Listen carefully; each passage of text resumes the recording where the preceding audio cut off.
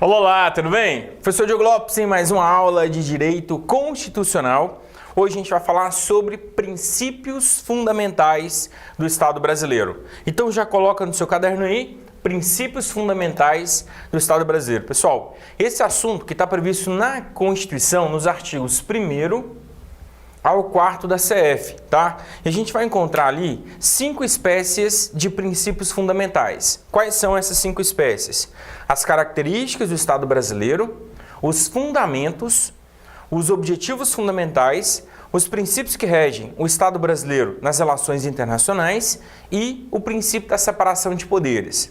Então tem ao todo 5 espécies de princípios. E geralmente eles vão perguntar na prova, a espécie vai perguntar exemplos daquela espécie, fechou? Então você vai entender, a partir de agora a gente vai começar com o primeiro bloco de princípios, que são o quê? As características do Estado brasileiro. Vamos lá? Então, tópico número 1 no seu caderno, dentro do tema princípios fundamentais, vamos falar aqui agora das características do Estado brasileiro, fechou? Bem, tópico 1 então, características.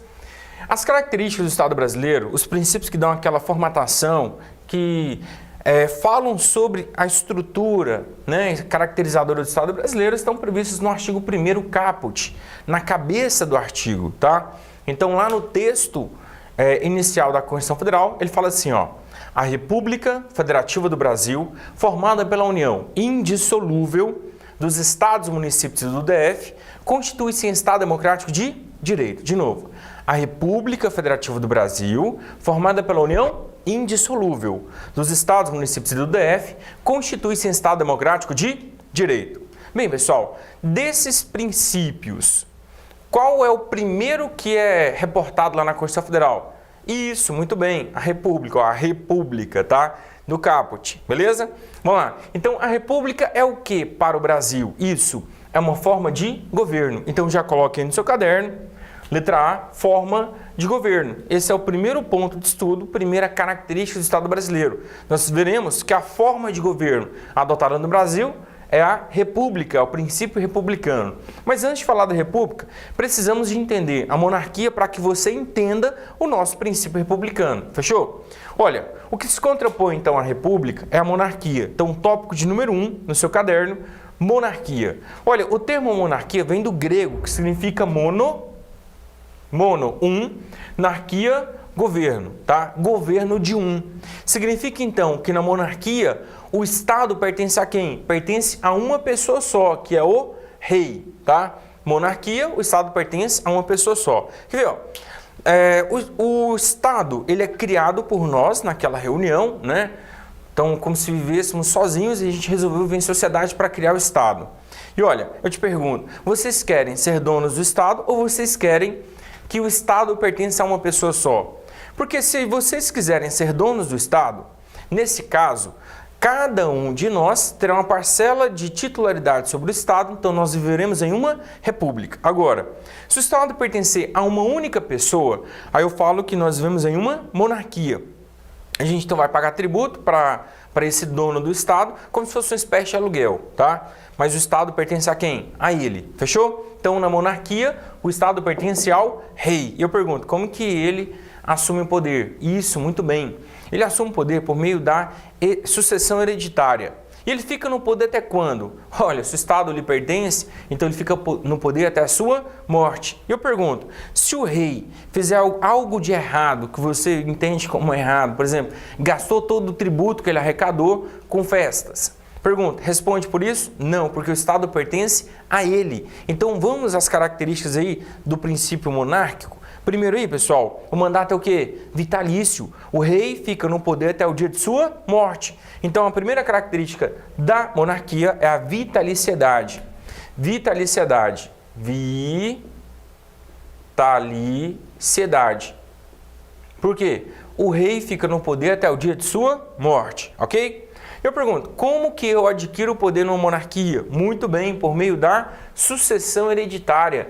Então, o rei morre, os seus sucessores ascendem ao poder, beleza? Então, a segunda característica da monarquia é a hereditariedade.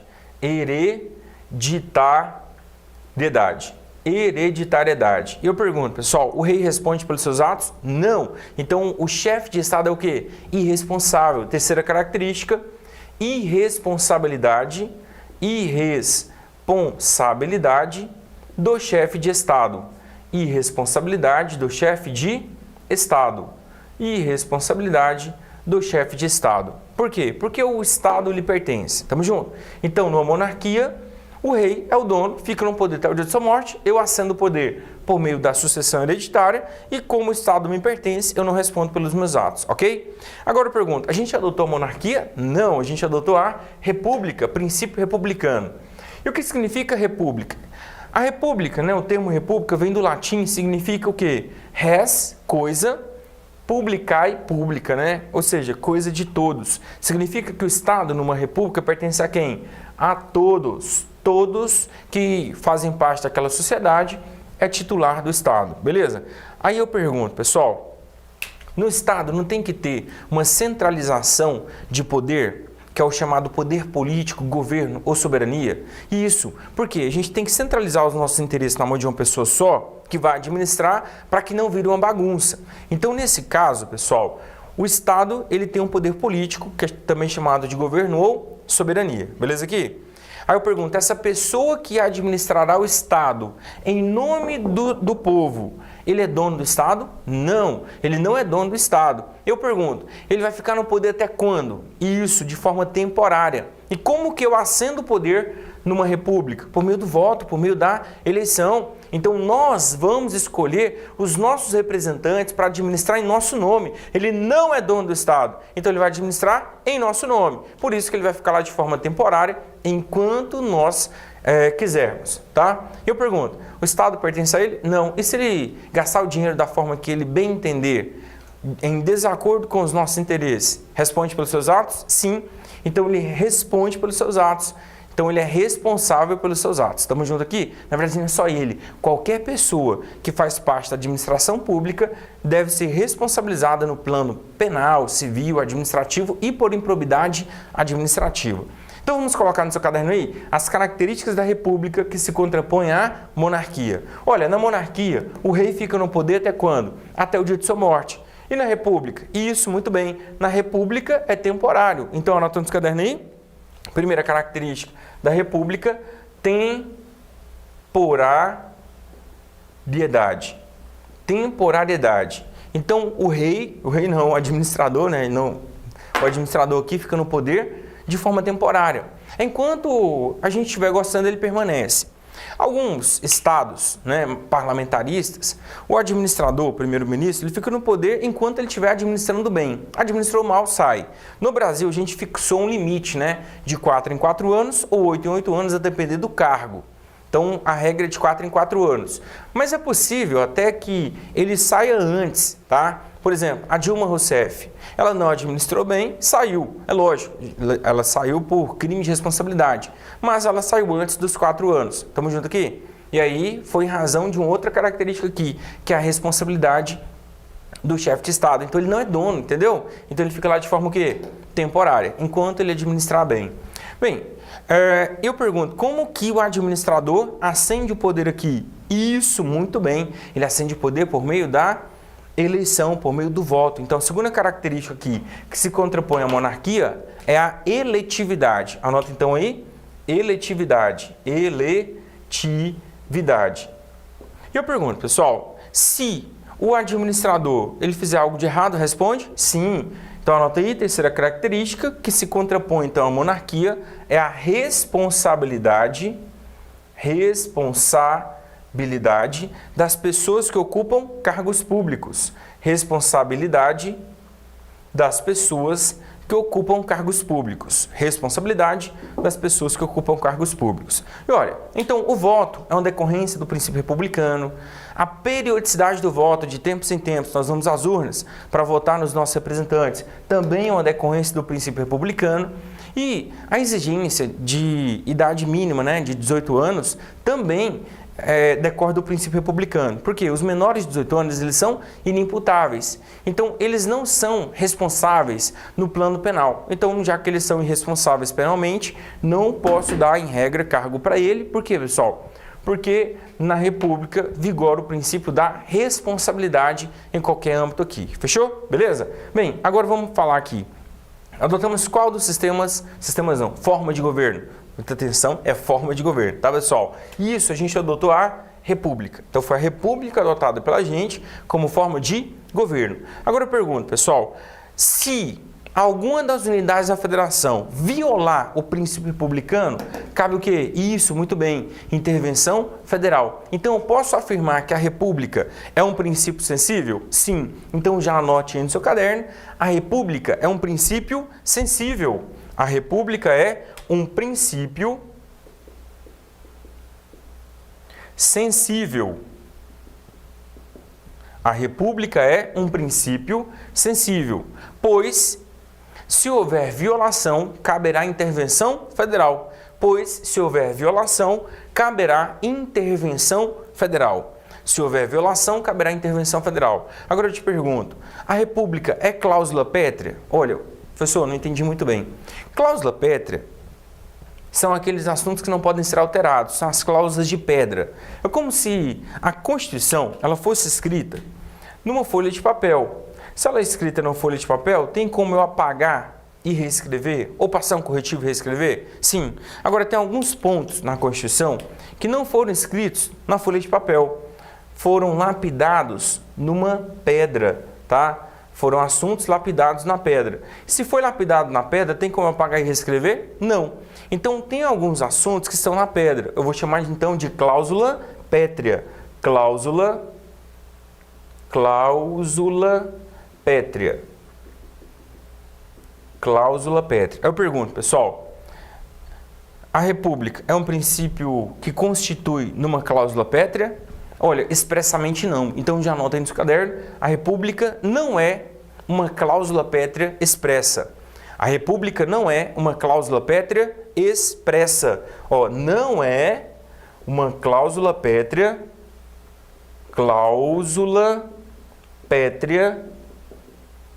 expressa.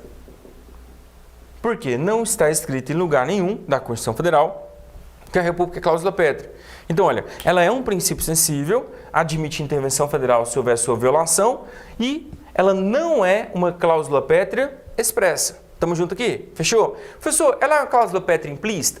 Eu vou analisar esse ponto dentro do assunto que assunto oportuno. Agora eu vou deixar claro para você, tá, pessoal, que a República não é cláusula pétrea o quê? Expressa. Fechou? Então, olha, se ela é implícita, tem divergência sobre esse assunto, então não vou falar aqui agora, nesse momento, se ela é cláusula pétrea implícita. Uma coisa é certa, não está escrito em lugar nenhum, isso é um consenso, né? Não precisa nem falar que é um consenso. Não está escrito, então ela não é cláusula pétrea o quê? Expressa. Fechou? Então, caiu na sua prova, a República não é cláusula pétrea expressa, ok? Agora, tem alguns doutrinadores que entendem que a República é cláusula pétrea o quê? Implícita. Vamos lá. Quem entende dessa forma? Por exemplo, o professor Kildare, ele falou o seguinte, que em 93, quando o povo foi às urnas e decidiu pela forma de governo, o povo decidiu em 93. E aí, se o povo tivesse decidido pela monarquia, a gente poderia alterar por meio de um negócio chamado revisão constitucional. Então, olha aqui, ó. Em 93, o povo foi às urnas por meio de um plebiscito para definir a forma de governo. Então, foi colocado em pauta para a população eles escolherem ou monarquia ou república. E os nossos pais e avós, em 93, foram às urnas e decidiram pelo continuismo. Porque a gente já era república, então eles votaram pelo princípio quê? Republicano. Beleza aqui? Se alterasse, seria alterado por meio de revisão constitucional. Aí não alterou. Eles votaram pelo continuismo, não alterou a forma de governo, mas mesmo assim eles fizeram a revisão constitucional. E aí a revisão constitucional, ela era admitida ser realizada 5 anos após a promulgação da Constituição, que foi em 88, né? Então, 5 anos após, a gente poderia fazer a revisão. Ela poderia ter sido feita hoje, poderia ser feita daqui a 10 anos, mas ela só poderia ter sido feita uma única vez. E ela já foi feita, lá em 1993, 93, 94. Então, eles já fizeram a revisão. Pergunto, podemos fazer nessa Constituição uma nova revisão? Não. E como não mais podemos, alguns professores disseram que a República se tornou uma cláusula pétrea implícita. A República, então, se tornou uma cláusula pétrea implícita. Beleza? Então, tem alguns doutrinadores que entendem dessa maneira. Anota, então, a observação do seu caderno aí. Há alguns doutrinadores, há de haver, né? Há alguns doutrinadores que entendem que a República é uma cláusula pétrea implícita.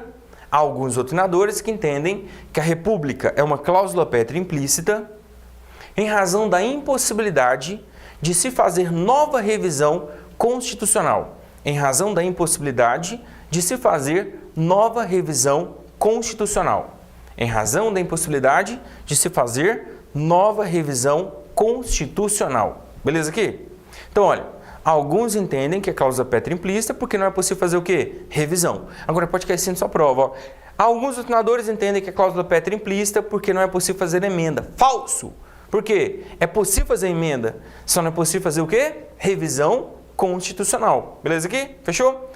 Aí, pessoal, o professor Adila Mego Bulhos, ele fala que o STF, e eu nunca encontrei esse julgado no STF, então por isso que eu já deixo aqui, que se cair na sua prova, você marca lá, de acordo com esse professor, e está no livro dele, tá? Então, anota nos cadernos aí, de acordo com o professor Adila Mego Bulhos, de acordo com o professor Adila Mego Bulhos, né? Adila Mego Bulhos. Pessoal, na verdade é aqui no Lamego, né? Adila Mego Bulhos. É um nome estranho, mas ele é baiano, tá, pessoal? Então, o Adila Mego Bulhos, de acordo com o professor Adila Mego Bulhos, vírgula, o STF entende que a República é cláusula pétrea implícita. O STF, que é o Supremo Tribunal Federal, entende que a República é cláusula pétrea implícita. De acordo com o professor Adila Mego Bulhos, o STF entende que a República é cláusula pétrea implícita. Se não sabe o que é o STF, anota embaixo aí, Supremo Tribunal Federal. É o principal intérprete da Constituição, tá? Eu interpreto, você interpreta, mas o principal intérprete da Constituição é o STF, é o Supremo Tribunal Federal, que dá a última interpretação no direito. Ele é o guardião da Constituição, fechou? Então, ele entende isso, mas eu não encontrei julgado lá, pessoal, eu já vasculhei, tá? E o professor Wade fala, então, que o STF entende dessa maneira, então você pode marcar na sua prova, fechou? Ele é um constitucionalista respeitado, então pode levar para a sua prova esse professor, fechou? Bem, agora, a doutrina majoritária vem falando que não é cláusula pétrea implícita, que é possível hoje alterarmos de república para monarquia. Capitaneando esse pensamento, nós temos o professor o quê? Pedro Lenza. Professor Pedro Lenza. E o que ele entende? Olha, não é possível fazer revisão. Ele também concorda que não é possível fazer revisão, mas é possível alterar por emenda constitucional, desde que haja novo plebiscito. Então, anotando os cadernos aí, parcela da doutrina entende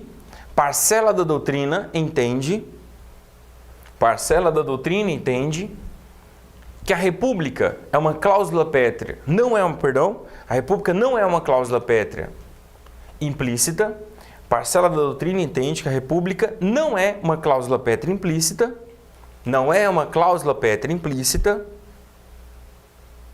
pois é possível alterar a forma de governo,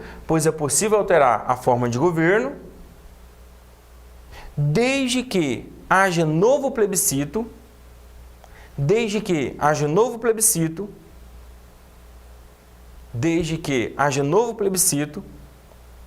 e a alteração se dará por meio de emenda constitucional. Desde que haja novo plebiscito e a alteração se dará por meio de emenda constitucional. Então, olha, o professor Pedro Lenza vai falar o quê? Que é possível alterar por emenda constitucional, desde que haja novo plebiscito. Professor, o que é um plebiscito? É uma consulta popular. Então, se o Congresso convocar a gente vai às urnas e define. Então, suponhamos que se a população quiser mudar para monarquia, a gente pode ir lá e muda para monarquia por meio de um novo plebiscito, tá? E aí, a alteração se dará por meio de quê? Emenda constitucional. Fechou? Bem, então, a gente falou aqui que ela não é cláusula pétrea expressa, mas eu falei aqui, né, que há uma divergência. E por isso é importante você levar a divergência para a sua prova. Estamos juntos aqui? Bem, então a gente falou aqui sobre a República, princípio republicano. Falamos que ela não é cláusula pétrea expressa, mas ela tem uma divergência. Alguns doutrinadores vão falar que sim. Prevalece a doutrina que não, tá? E mais uma coisa é certa, ela também é princípio sensível, porque se for violado, cabe o quê? Intervenção federal, beleza? Vamos lá, segunda característica do Estado brasileiro. Lá no artigo 1º caput, ele fala assim, ó. A República Federativa do Brasil, formada pela união indissolúvel dos Estados e municípios do DF, constitui-se um Estado democrático de direito. Vamos lá. O primeiro princípio é a República. E o segundo? Isso, muito bem, federação.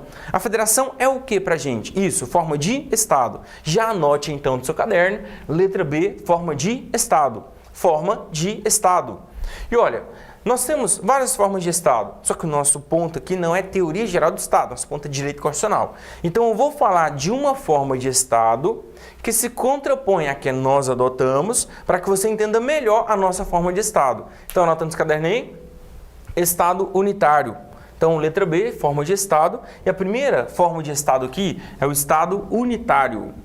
Estado unitário. O que é um Estado unitário? Anota aí que eu já explico. Estado unitário é aquele em que há aquele em que há apenas um centro de poder. É aquele em que há apenas um centro de poder. É aquele em que há apenas um centro de poder político. É aquele em que há apenas um centro de poder político. Olha, no Estado unitário não há uma descentralização política. Não é igual aqui no Brasil. No Brasil você tem os municípios, tem os estados, né? Tem a União. Agora, no Estado unitário não tem essa divisão. Por exemplo, eu vou lá na Bahia, eu vou a Mato Grosso. Não existe isso. É um só. Não tem essa divisão política que nós temos aqui no Brasil. Exemplo de Estado unitário. Anota aí, Uruguai. Uruguai é Estado unitário. Então lá no Uruguai você não tem essa descentralização política. É Uruguai, pronto, acabou. Tem uma descentralização administrativa, mas política não, tá? Então, não tem a divisão que nós fazemos aqui no Brasil, tá? Política. Tamo junto? Bem, então, Uruguai é um exemplo. Agora tem outro exemplo que eu gostaria de que você anotasse, que você vai entender melhor aqui a nossa federação. Anotei? O exemplo de Estado unitário era o Brasil Império. Então, anotei? Brasil Império. Pessoal, Brasil, na época do Império, era um Estado unitário. Com essas dimensões continentais, não tinha descentralização política. Imagine só. Então, era um Estado unitário e não tinha a divisão política que nós temos hoje. Então, o Brasil Império não tinha Goiás, Mato Grosso, não. Tinha uma divisão aqui administrativa, mas política não. As leis eram feitas no Rio de Janeiro e valia para o Brasil inteiro. Né? Imagine só com essas dimensões continentais como era difícil, ok? Bem, então o exemplo aí, Brasil Império. Segunda forma de Estado aí que se contrapõe ao Estado unitário é a federação.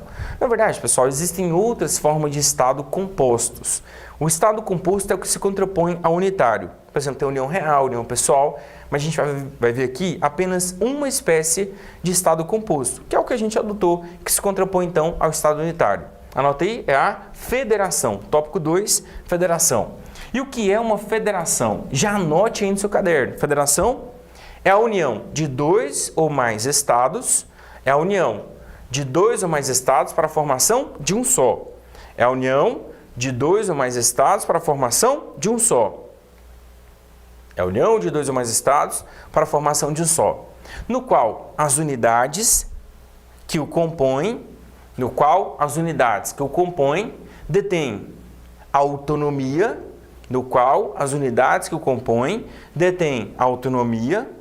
enquanto o Estado federal detém soberania, no qual as unidades que o compõem detêm autonomia, enquanto o Estado federal detém o quê? Soberania, beleza? Pessoal, vamos então entender aqui, para você entender a federação, a gente tem que entender a primeira federação da história. E qual foi a primeira federação da história? Isso, muito bem. Na aula lá de História das 13 Colônias, lembrou? Isso, muito bem. As 13 colônias eram 13 colônias da América do Norte, né? elas então se situavam na América do Norte. 13 colônias de qual metrópole? Isso, muito bem. Eram 13 colônias da Inglaterra. 13 colônias da Inglaterra. A Inglaterra, que era uma metrópole muito forte, né, lá no século XVII, no século XVIII, então ela foi muito forte. Só que ela deu mais atenção às colônias da África, da Ásia e da Oceania. E as colônias da América, ela não deu tanta atenção assim. O que aconteceu? Nas colônias, nas 13 colônias da América, ela não deu tanta atenção e o mercado nas colônias da América, ele se intensificou e se impulsionou. Então, o que aconteceu? Ali em meados do século XVIII, 1700 e alguma coisa, a Inglaterra se viu enfraquecida no cenário internacional. Por quê? Dentre outros assuntos, quem estava realizando comércio marítimo? Isso, os colonos. A Inglaterra gostou disso? Não. Ela começou então a criar atos para impedir o comércio pelos colonos. E aí os colonos, eles não gostaram disso. O que eles fizeram? Isso, eles se reuniram para então impedir esses atos da metrópole. E aí a Inglaterra intensificou os atos. O que aconteceu? O representante de cada uma dessas colônias se reuniu em Filadélfia.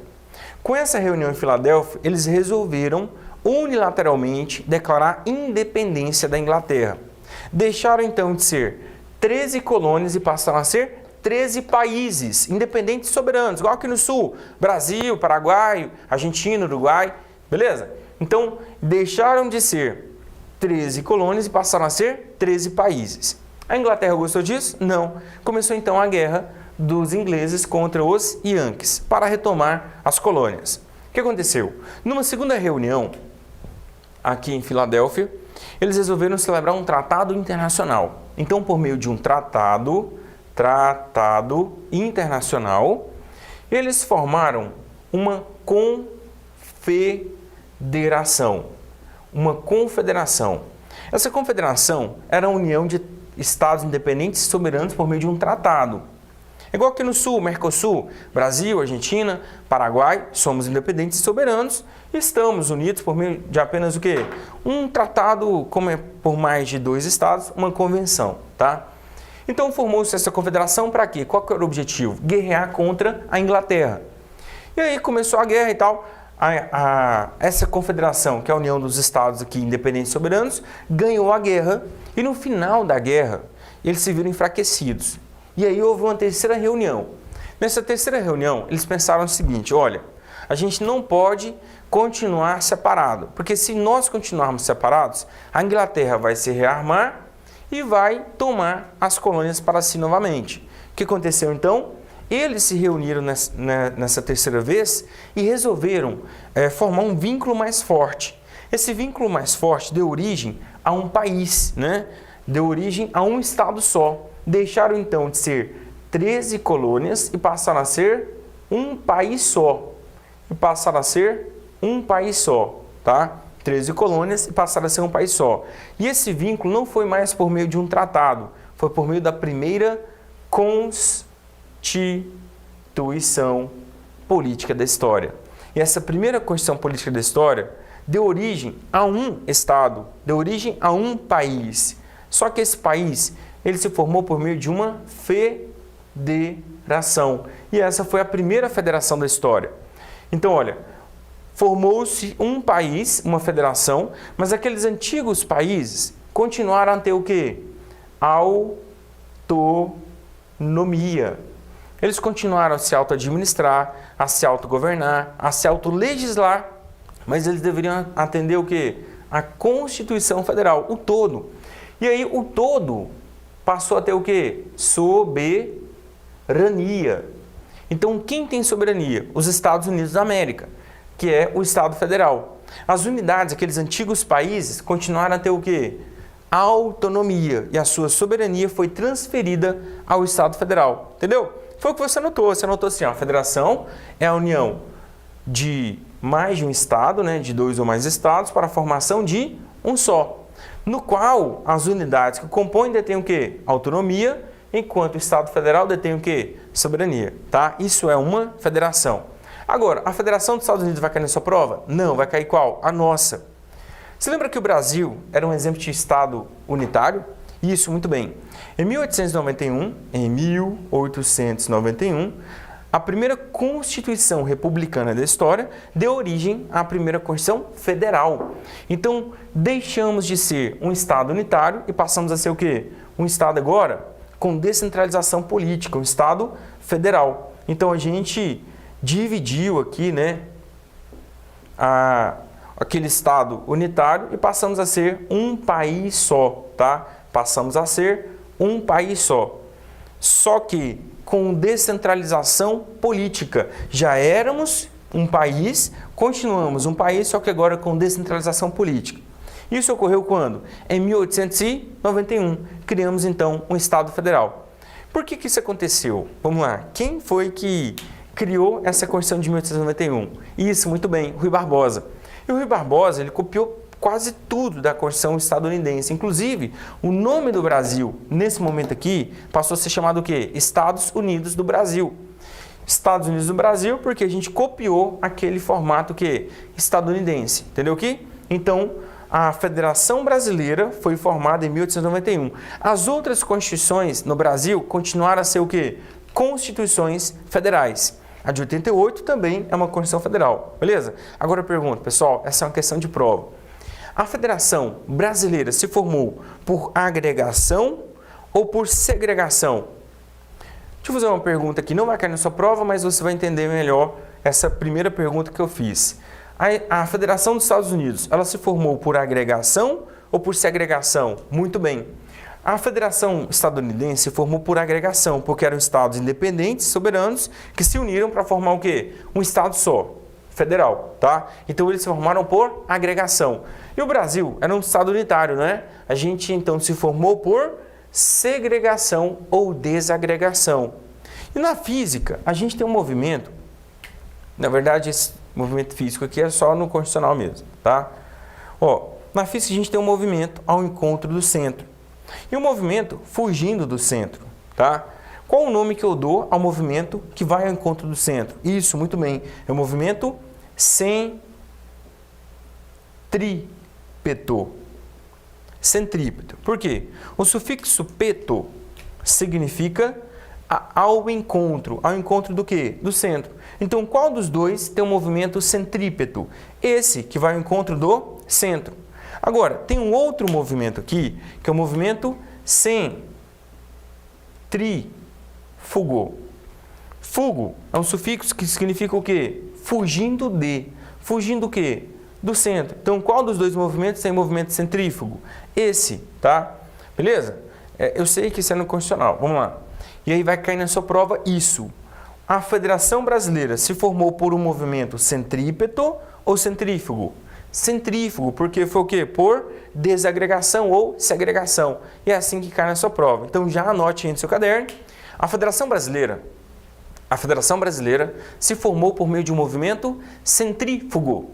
A Federação Brasileira se formou por meio de um movimento centrífugo, pois se deu por segregação.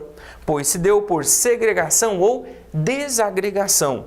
Pois se deu por segregação ou desagregação. Fechou? Bem, então nosso movimento foi o quê? Centrífugo, porque a nossa federação se originou por segregação ou desagregação. Então houve uma descentralização política e éramos o quê? Um Estado unitário. Em 88, a gente criou um Estado Federal também, só que esse Estado Federal ele veio com as características diferentes das dos Estados Unidos. Por quê? Nós demos também autonomia aos municípios. Então, quais são os entes federativos que compõem a nossa federação hoje? Já anote então no seu caderno aí, tópico 2.1, vamos falar aqui agora dos entes federativos. Entes federativos. Entes federativos, que é o mesmo que unidades federadas. Entes federativos ou, no seu caderno, unidades federadas. Entes federativos ou unidades federadas. Olha, vamos lá. Quando eu falo em entes federativos, lá no direito administrativo, seu professor fala assim, ó, administração direta e administração indireta. A administração direta é o medo, o município, o estado, o DF e a União. Indireta é o FASE, né? Fundação, autarquia, sociedade econômica mista e empresa pública. Eu vou ficar ligado aqui ao medo, né, que é a administração direta. O que o seu professor de administrativo chama de administração direta, eu, aqui no Constitucional, vou chamar de entes federativos ou unidades federadas. Entes federativos, unidades federadas. Então eu pergunto, quais são os entes federativos? Isso, muito bem, o medo. Só que eu geralmente pego do mais amplo para o mais restrito. Já anote então, descadernei, quais são os nossos entes federativos. Isso, muito bem. Anotei? União, Estados, DF e municípios. União, Estados, DF e municípios. Todos autônomos nos termos da Constituição. Todos autônomos nos termos da Constituição. Então, olha, esses são os nossos entes federativos. União, Estados, DF e municípios, todos o quê? Autônomos nos termos da Constituição. Nos termos da Constituição. O que é uma autonomia? Autonomia é uma capacidade de autodeterminação, então ele se autogoverna, autolegisla, autoadministra, só que com uma capacidade de autodeterminação limitada pela Constituição. Beleza aqui? Fechou? Então todos são o quê? Autônomos nos termos da Constituição. Aí vai cair na sua prova assim, ó. A União é o único ente federativo que possui soberania. Verdadeiro ou falso? Isso, muito bem. Não, ela não tem soberania.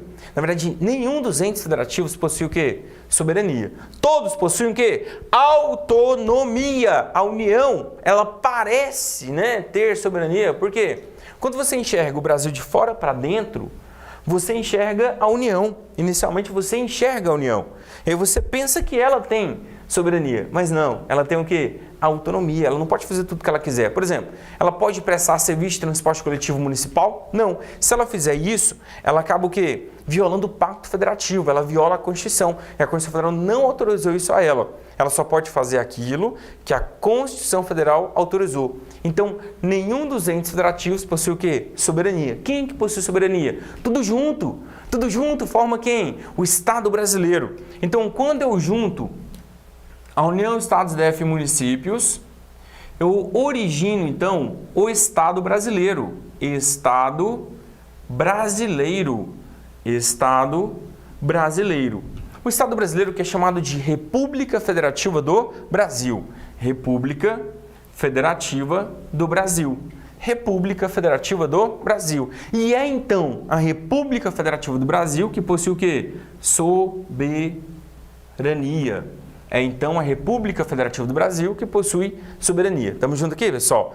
Olha, os entes possuem apenas autonomia. Outra questão que pode cair na sua prova. Os territórios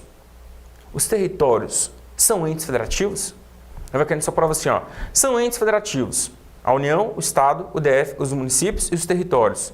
Todos autônomos. Verdadeiro ou falso? Falso. Por quê? Os territórios, eles não são entes federativos. Por quê? Não há autonomia política para os territórios, ok? Então, territórios não são entes federativos. Anota essa observação do seu caderno aí.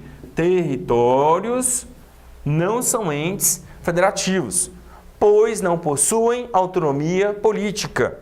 Territórios não são entes federativos, pois não possuem autonomia política. Não possuem autonomia política. Pergunta, podemos criar territórios? Sim. E vamos criar territórios por meio de quê? Se quisermos criar isso por meio de lei complementar. Isso é questão de prova, hein? Anota então descadernei. Atualmente não existem territórios. Mas eles podem ser criados por meio de lei complementar. Grifa aí a lei complementar. Não existem, mas eles podem ser criados? Sim, por meio de quê? Lei complementar. Aí a gente cria o território. Ele passa a ter autonomia política? Não. Por quê? Porque ele integra a União. Integra a União? Sim. Então o território ele seria o quê? Uma mera autarquia da União. Professor, não entendi não. O que é autarquia? É assim, ó. A administração direta, município, Estado, DF e União, ela pode exercer algum serviço, mas ela pode descentralizar. Quando eu falo descentralizar, ela vai descentralizar um serviço para outra pessoa. Essa outra pessoa pode ser integrante da administração pública. Aí eu posso descentralizar por outorga, por meio de lei, tá? Então a descentralização por outorga é por meio de lei, criando então a administração indireta. Ou essa descentralização pode ser por delegação, aí por meio de um contrato, por meio de vontade da administração pública. Aí nesse caso eu chamo de concessão ou permissão de serviço público, tá? Então a descentralização pode ser por outorga, criando administração indireta, ou pode ser por delegação. Aí seria para um particular. Fechou aqui? Bem, vou falar aqui da descentralização por outorga, que é aquela por meio de lei, que dá origem à fase, que é a administração indireta. Dentre essas pessoas da administração indireta, nós temos quem? A autarquia, que é uma descentralização por outorga, descentralização administrativa, tá? Então nós vamos descentralizar aqui para uma pessoa chamada o quê? Autarquia, no meu caso. O território, então, ele é um exemplo de descentralização administrativa. Só que como ele é um território, é uma descentralização, nas palavras da professora Maria Silva Zanella de Pietro, é uma descentralização administrativa territorial, tá? Então, anotando esse caderno aí, natureza jurídica dos territórios. Professor, o que é natureza jurídica? Toda vez que você ouvir falar em natureza jurídica, eu quero saber o que é aquilo para o direito. Tá? Então a resposta, por exemplo, natureza jurídica disso. Isso é uma coisa para o direito civil. Isso é uma coisa, a lei move para o direito penal. Entendeu aqui? Então quando eu falo em natureza jurídica, eu quero saber o que é aquilo para o direito, como se classifica para o direito. Tá? Então anota aí, natureza jurídica dos territórios. Os territórios são meras autarquias da União. Os territórios são meras autarquias da União. São meras autarquias da União. Ou seja, são descentralizações administrativas territoriais. São descentralizações administrativas territoriais. Estamos juntos aqui? Então o território, pessoal, ele integra a União já. É como se o território fosse o INSS, é como se o território fosse o Banco Central. Por quê? O INSS e o Banco Central são o quê? Autarquias da União. E o território é mera autarquia da União. Ele não tem descentralização política. Aí vai cair na sua prova assim, ó. Os territórios são meras autarquias da União, pois são descentralizações políticas territoriais. Falso! São descentralizações administrativas territoriais e não políticas. Estamos juntos aqui? Bem, pessoal, então a gente falou aqui sobre o território. Agora, para a gente finalizar aqui sobre o território, pergunta, ele pode ser dividido em municípios? Pode, muito bem. Anote então já no seu caderno, os territórios podem ser divididos em municípios. Os territórios podem ser divididos em municípios. E os municípios possuem autonomia política? Sim. Os territórios? Não, porque eles integram a União. Entendeu o quê? Vamos entender. Olha, suponhamos que o estado de Goiás, ele é transformado num território. Hoje é estado, aí transformamos em território. Então, você vai morar no território da União. Quem vai administrar? O presidente da República. É lógico que ele vai nomear uma espécie de secretário de município, de ministro de Estado, que eu vou chamar de governador de território, para administrar. Mas o território, ele vai integrar quem? A União. Por exemplo, você vai morar na rua tal, quadra tal, lote tal, do território da União. Entendeu o quê? Você não vai morar no estado, você vai morar no território. Vamos dividir em municípios. Então vamos lá, suponhamos que você mora no município de Goiânia, do território da União. Aí você vai morar na rua tal, quadra tal, lote tal, do município de Goiânia, do território da União. Ficou claro aqui, pessoal? Então o território é uma descentralização administrativa territorial, mera autarquia da União. Lembrando que ele pode ser dividido em municípios. Então olha, território não é ente federativo, ok? Quais são os entes mesmo? União, Estado, DF e municípios, ok? Beleza? Fechou? Bem, pessoal, tem uma classificação aqui muito bacana sobre a Federação dos Estados Unidos, que a doutrina fala assim, ó, a Federação dos Estados Unidos é uma federação de primeiro grau. É uma federação de primeiro grau. Por quê? Porque lá nós temos o Estado Federal, que tem soberania, que é composto de Estados federados que possuem o quê? Autonomia. Ocorre que no Brasil, a nossa federação é um pouquinho diferente. A gente deu autonomia também aos municípios. Aí tem alguns doutrinadores que vão falar assim, ó, dentre eles o professor Pedro Lenza, né? Ele vai falar assim, que a Federação Brasileira é de segundo grau. Por quê? Quando eu dei autonomia para os estados, primeiro grau. Quando eu dei autonomia para os municípios, segundo grau. Ocorre que esses doutrinadores esquecem que a União não tem soberania, ela tem o quê? Autonomia. Então, quem tem soberania no Brasil? A República Federativa do Brasil. Então, é assim, ó, a República Federativa do Brasil, ela possui o quê?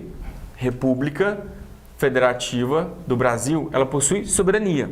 E quando ela deu autonomia para a União, a gente falou que a federação é de primeiro grau. Quando ela deu autonomia para os estados, segundo grau. Quando ela deu autonomia para os municípios, terceiro grau. E esse é o entendimento prevalecente. Nunca caiu, né, em outras bancas. Caiu já no CESP. Como já caiu no CESP, então a gente tem até um paradigma aí e é doutrina majoritária. Então, anota no caderno aí. A Federação Brasileira é classificada como federação de terceiro grau. A Federação Brasileira é classificada como federação de terceiro grau. Pois, a partir de 88, foi dada também autonomia política aos municípios. Pois, a partir de 88, foi dada também autonomia política aos municípios. Foi dada também autonomia política aos municípios, ok? Bem, pessoal, vamos agora falar de um princípio que norteia uma federação, que é o princípio da colinha que liga os entes federados. Vamos lá? É o princípio da, anota aí, tópico 2.2, indissolubilidade do vínculo. Princípio da indissolubilidade do vínculo. Princípio da indissolubilidade do vínculo. Indissolubilidade do vínculo, tá?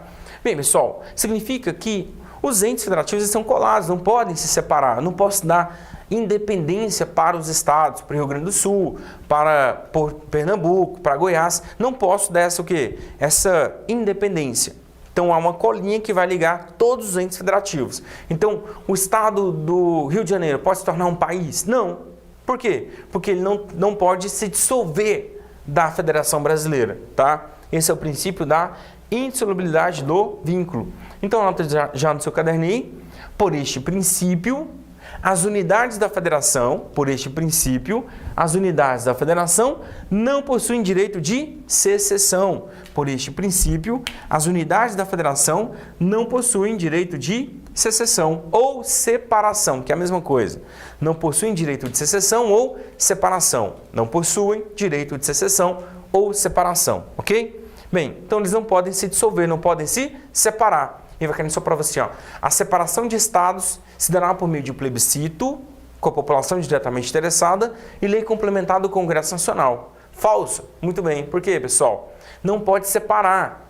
Pode subdividir, pode desmembrar, pode incorporar, pode fundir, mas não pode o quê? Separar. Não pode exercer direito de secessão. E por emenda constitucional pode? Também não. Por quê, pessoal? Porque é cláusula pétrea, expressa. Anota então no caderninho. A federação é uma cláusula pétrea expressa. A federação é uma cláusula pétrea expressa. É uma cláusula pétrea expressa, pois não pode haver emenda constitucional tendente,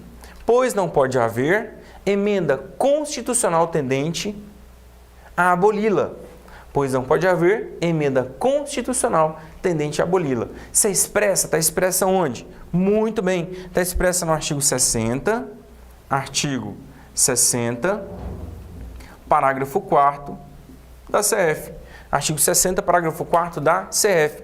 Então, se é uma cláusula pétrea expressa, tem que estar expressa. E está expressa na Constituição. Lá fala que não pode haver emenda constitucional tendente a abolir a forma federativa de Estado. Beleza aqui? Forma federativa de Estado. Fechou? Bem, muita atenção nisso, hein? Porque ele pode falar assim, ó, forma federativa de governo. E tá falso por quê? Primeiro, que a federação não é forma de governo. E a forma de governo não é cláusula pétrea o quê? Expressa, tá? Forma de governo é república. Ou pode cair assim, ó, forma republicana de Estado. Dois erros. Primeiro, a república não é cláusula pétrea. E segundo, a república não é forma de Estado, é forma de governo, tá? Então, não pode haver emenda constitucional tendente a abolir a forma republicana de governo. Eu sei que a república é forma de governo, mas ela não é cláusula pétrea o quê? Expressa, fechou? O que é cláusula pétrea expressa? A federação. Tamo junto? Beleza? E olha, a federação também é um princípio sensível? Sim. Então, já anote no seu caderno, a federação também é um princípio sensível. Pois, se houver violação, caberá intervenção federal. pois, se houver violação, caberá intervenção federal. Beleza? Pessoal, última característica do Estado brasileiro, lá no artigo 1º caput, fala assim, ó, a República Federativa do Brasil, já vimos a República, Federação, República Federativa do Brasil, formada pela união indissolúvel, já falamos da indissolubilidade do vínculo, união indissolúvel dos estados, municípios e do DF, já falamos dos entes federativos, constitui-se em Estado Democrático de Direito. O que é um Estado de Direito? É um Estado que é regido por leis que o próprio Estado tem que obedecer às suas leis, tá? O Estado, o município, né, o Estado como um todo, os estados, o município, a União e o DF devem respeitar as suas próprias leis. Esse é um Estado de Direito. Agora, o que é um Estado democrático? Isso, muito bem, já anote aí no seu caderno, letra C, regime político. Regime político. O que é um regime político? Isso, há várias espécies de regime político, né? Como que se governa e o poder é emanado de quem? Naquele Estado. Por exemplo, tem estados teocrático, aristocrático, autoritário, enfim, autocrático. Agora, o nosso é o quê? Democrático. Então, já vou falar do nosso só. Democracia. Já anote aí no seu caderno. Regime político. Democracia. O que significa democracia? Demo, que significa povo, cracia, governo. Vem do grego, né? Demo, povo, governo. Governo do povo, pelo povo e para o povo. Governo do povo, pelo povo e para o povo. Tecnicamente, o que é uma democracia? Anote aí. Democracia é o regime político, democracia é o regime político em que todo o poder emana do povo. É o regime político em que todo o poder emana do povo. Agora, pessoal, o poder é seu, o poder é meu, o poder é do povo. Nós exercemos esse poder? Vamos ver. A gente pode classificar uma democracia pelo exercício do poder. Democracia é o poder do povo. Agora, como que ele exerce? Pode ser direto, eu vou chamar de democracia direta. Anota aí no seu caderno, democracia direta. É aquela em que o povo exerce o poder diretamente. É aquela em que o povo exerce o poder diretamente. Ok? Bem, o que é democracia indireta? Anota aí. Democracia indireta ou representativa. Democracia indireta ou representativa. Anota aí. O povo exerce o poder por meio de representantes eleitos. O povo exerce o poder por meio de representantes eleitos. O povo exerce o poder por meio de representantes eleitos.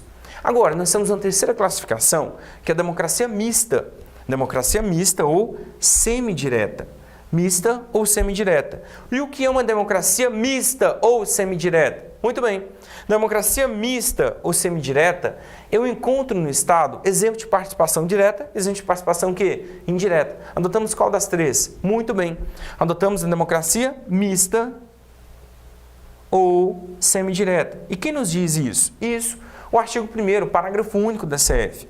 O artigo 1º, parágrafo único da Constituição Federal vem nos dizer que a nossa democracia é semidireta. Por quê? Ele fala assim, ó, todo o poder emana do povo. E o que significa dizer que todo o poder emana do povo? Isso que nós vivemos em uma democracia. Todo o poder emana do povo que o exerce. Agora ele vai falar do exercício. Que o exerce por meio de representantes eleitos. Então, em regra, no Brasil, a nossa democracia é o quê? Indireta ou representativa. Que o exerce por meio de representantes eleitos. Ou diretamente nos termos da Constituição. Então, excepcionalmente, a gente adotou o quê? A democracia direta ou diretamente nos termos da Constituição. Então, em regra, a nossa é representativa e, excepcionalmente, ela é direta nos termos do quê? Da Constituição. Isso, o artigo 14 fala sobre isso. Ele vai falar como que o povo pode exercer o poder diretamente. Já anote, então, no seu caderno aí. A soberania popular, que é essa participação direta, né? A soberania popular será exercida por meio, dois pontos. A soberania popular será exercida por meio, dois pontos. Primeiro, voto. Segundo, plebiscito. Terceiro, referendo. E quarto, iniciativa popular. Voto, plebiscito, referendo e iniciativa popular. Voto, plebiscito, referendo e iniciativa popular. Isso está no artigo 14. O que é o voto? Né? O exercício do seu poder para a escolha de nossos representantes. Plebiscito é uma consulta popular prévia, referendo é uma consulta popular posterior e a iniciativa popular é uma iniciativa de lei, na qual você participa por meio do seu voto, por meio da sua manifestação assinando um abaixo-assinado de um projeto de lei. Então, a iniciativa popular também é um exemplo de participação direta do povo nas decisões políticas fundamentais, tá? A gente vai estudar aqui dentro de direitos individuais o tema ação popular. A ação popular já caiu no CESP, né? Já caiu no CESP, que é um exemplo de participação direta, que seria até um exemplo de direito político positivo. Mas, como não consta do rol do artigo 14, vou deixar apenas isso aí. Qual? Voto, plebiscito, referendo e iniciativa popular, que são exemplos de participação direta do povo nas decisões políticas fundamentais. Fechou? Bem, então a gente viu aqui a República, que é a nossa forma de governo, vimos também a Federação, que é a nossa forma de Estado, né? Foi o termo maior aqui dessas características, e o regime político, o regime democrático. Regime democrático de direito, e a nossa democracia é o quê? Mista ou semidireta, porque tem participação indireta e participação direta do povo nas decisões políticas fundamentais. Beleza? Fechou? Então, aguardo você no nossa próxima aula, no nosso próximo encontro. Aperta o play, então, da próxima aula aí. Tamo junto? Até mais e tchau!